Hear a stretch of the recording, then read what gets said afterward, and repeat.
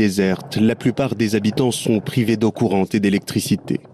Ils sont aujourd'hui les otages d'une guerre pour le pouvoir dans le pays entre deux généraux, le chef de l'armée régulière Al-Bourhan et son ancien allié Hamdan Daglo, le leader des forces de soutien rapide, une puissante milice.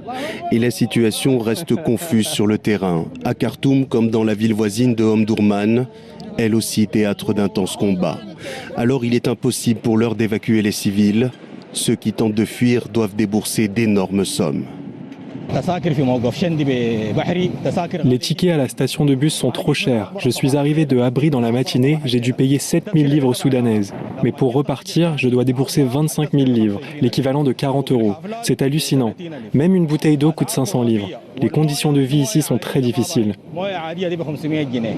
Alors qu'un bilan de l'OMS encore très provisoire fait état d'au moins 400 morts et 3550 blessés, les observateurs appellent à agir pour éviter qu'une guerre civile ne s'installe au Soudan. Le bilan s'est alourdi au Mali après l'attaque non loin de Sévaré sur un camp militaire occupé par des soldats russes. Il y a au moins 10 morts et plus de 60 blessés. Étienne Paponeau.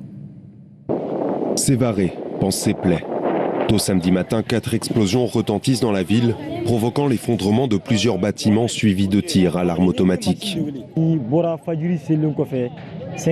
Après la prière, aux environs de 5h30, 5h40, nous avons entendu des bruits. On croyait au départ que le drame s'était produit chez nous.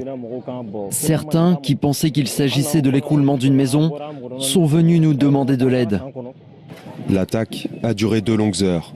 Selon Bamako, 28 djihadistes ont été